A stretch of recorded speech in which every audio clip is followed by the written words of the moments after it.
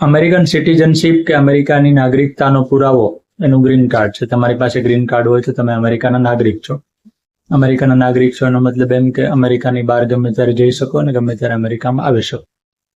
પણ જે પરદેશીઓને green card મળ્યા છે એમના માટે અમેરિકી સુપ્રીમ કોર્ટનો એક ચુકાદો છે મુશ્કેલી સર્જ્યો છે. અમેરિકી સુપ્રીમ કોર્ટે 2 દિવસ પહેલા એવું કહ્યું છે કે તમારી પાસે ગ્રીન કાર્ડ હોય તો પણ કેટલાક સંજોગોમાં તમને એન્ટ્રી નહીં મળે. અમેરિકાનો કસ્ટમ એન્ડ બોર્ડર પ્રોટેક્શન નામનો વિભાગ છે.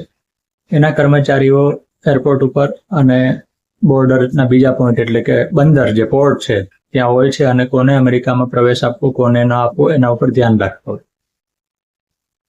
તો એમનો એક કેસ ચાલતો હતો. એમાં સુપ્રીમ કોર્ટે એવું કહ્યું છે કે અમેરિકામાં કોઈ પણ ગ્રીન કાર્ડ ધારક ઉપર કોઈ પણ પ્રકારનો કેસ થયો હોય, કોઈ ફરિયાદ દાખલ થઈ હોય, ભલે ગુનેગાર પુરાવા ન થયા હોય તો પણ એને ફરીથી અમેરિકામાં એન્ટ્રી આપવી કે નહીં એ કસ્ટમ એન્ડ બોર્ડર પ્રોટેક્શન નક્કી કરી શકશે. એટલે અમેરિકામાં કોઈ ગ્રીન કાર્ડ ધારક રહે છે, કોઈ ફરિયાદમાં એનું નામ આવ્યું છે અથવા તો એ શકમંદ છે એટલે પોલીસે એને શકમંદ તરીકે નોંધી રાખ્યા છે કે ભાઈ આ ડાઉટફુલ માણસ છે.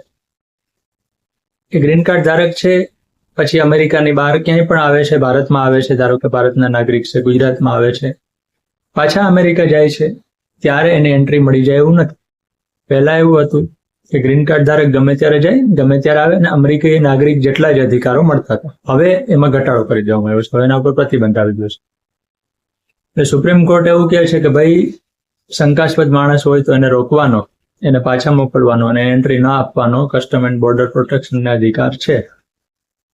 આ ચુકાદા પછી અમેરિકાના જે કાયદાકીય નિષ્ણાતો છે, અમેરિકામાં રહીને એટર્ની એટલે કે વકીલાતનું કામ કરનારા ગુજરાતીઓ છે, એ બધાનું પણ એવું કહેવું છે કે ગ્રીન કાર્ડ ધારકો અને તમે આવી કોઈ સંડોવણીમાં ફસાયેલા હોય તો અમેરિકા છોડતા પહેલા લીગલ એડવાઇસ લેવી જરૂરી છે. નહીંતર એવું બનશે કે તમારી પાસે અમેરિકામાં બધું જ હોવા છતાં અમેરિકાની બહાર ગયા પછી તમને અમેરિકામાં એન્ટ્રી ન પણ મળે. ગ્રીન કાર્ડ માટે અમેરિકા એક પછી એક નિયમો કડક બનાવે છે. એમાં એક વધુ નિયમ છે, થોડા સમય પહેલા જેણે રિટર્ન હોમની પોલિસી દાખલ કરી છે. એટલે કે અમેરિકામાં કામ કરતા હો અને અમેરિકાનું ગ્રીન કાર્ડ મેળવવું હોય તો પણ ત્યાંથી અરજી કરવાને બદલે પોતાના દેશમાં જઈને અરજી કરવી, એટલે 90% લોકોને ગ્રીન કાર્ડ મળતા બંધ થઈ જાય.